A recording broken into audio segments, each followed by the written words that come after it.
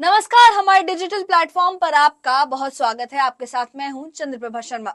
सरकार ने एक ऐतिहासिक और दूरगामी असर डालने वाला फैसला लिया है। अब देश की अगली जनगणना सिर्फ आंकड़ों तक सीमित नहीं रहेगी। अब हर नागरिक की जाति का भी ब्यौरा दर्ज किया जाएगा। यानी जनगणना के जरिए हर जाति की तादाद, उनकी सामाजिक स्थिति और मौजूदगी का पूरा खाका तैयार किया जाएगा।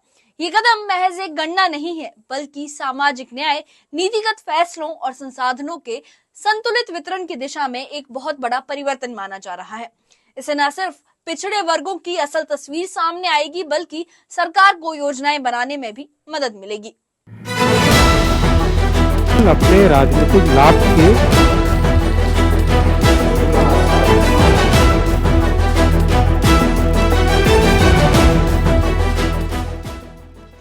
भारत सरकार ने देश में जातिगत जनगणना को आधिकारिक रूप से लागू करने का फैसला किया है।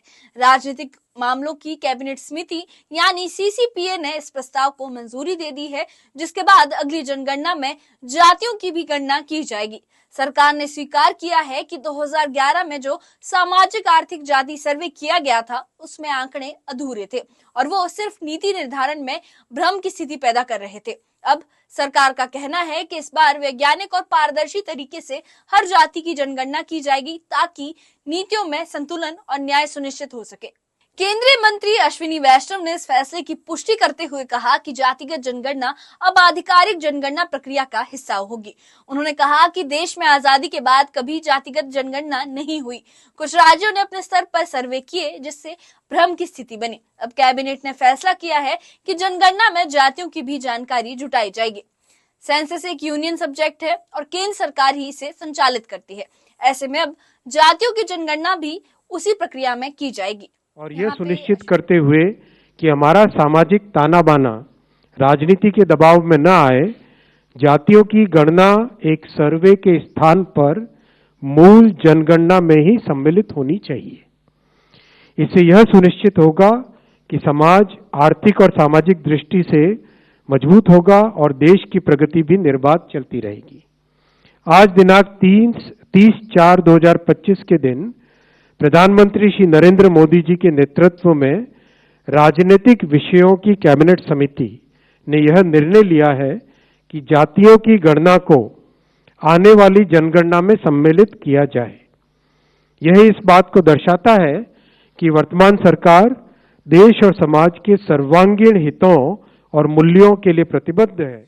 सरकार के फैसलों के बाद विपक्षी दलों ने भी इसे अपनी जीत बताया। आरजेडी नेता तेजस्वी यादव ने कहा कि ये समाजवादी सोच की जीत है और देश में सामाजिक न्याय की दिशा में एक बड़ा कदम है। उन्होंने कहा कि जाति जनगणना समाजवादियों की जीत है। हमने बिहार में इसे लागू करके दिखाया था और अब ये पूरे देश में होना जरूरी था।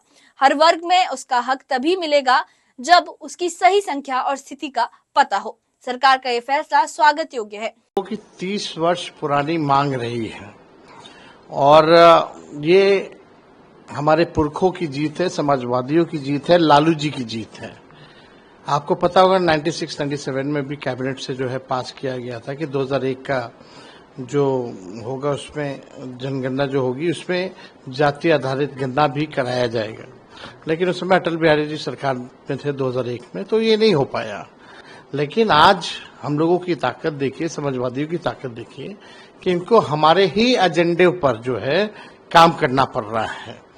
तो अब हमारी अगली लड़ाई ये होगी कि जब ये जनगणना होगी जिसमें इंक्लूड किया जाएगा कास्ट सेंसस का भी, तब उसके बाद जब नतीजे आएंगे तो पूरे देश में और पूरे देश के जो विधानसभा चुनाव में हमारी मांग रहेगी कि पिछड़ों और अति पिछड़ों के लिए भी, जैसे दलित और आदिवासी भाइयों का आरक्षित सीटें हैं, उसी प्रकार से पिछड़ों और अति पिछड़ों का भी जो है आरक्षित सीटें जो है वो करनी पड़ेगी।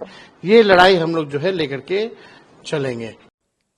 वहीं समाजवादी पार्टी के वरिष्ठ नेता रविदास मेहरोत्रा ने सरकार पर कटाक्ष करते हुए कहा कि ये विपक्ष के दबाव की जीत है। उन्होंने कहा कि बीजेपी और उनके सहयोगी इस मुद्दे पर पहले चुप थे, लेकिन जब विपक्ष ने जनहित में दबाव बनाया तो उन्हें ये कदम उठाना पड़ा। और उन्होंने कहा कि हम पूछना चाहते हैं कि 2011 में जुटाए गए जातिगत आंकड़े अब तक क्यों सार्वजनिक नहीं किए गए। कांग्रेस प्रवक्ता अंशु अवस्थी ने भी फैसले को कांग्रेस की विचारधारा की जीत बताया। उन्होंने कहा कि 2011 में कांग्रेस सरकार ने जातिगत जानकारी जुटाई थी, लेकिन बीजेपी ने उसे दबा दिया। अब जब विपक्ष और जनता अब आवाज उठाई है तो सरकार ने इसके सामने झुककर ये फैसला लिया है। यह फैसला नैतिक और राजनीतिक रूप से कांग्रेस की सोच की पुष्टि करता है। समाजवादी पार्टी बहुत लंबे समय से जातीय जनगणना कराने की मांग कर रही थी। आज उस मांग को सरकार ने स्वीकार कर लिया है। ये देश के दलितों और पिछड़ों की जीत है। समाजवादी पार्टी ये चाहती है कि जिसकी जितनी संख्या हो उसकी उतनी भागीदारी हो।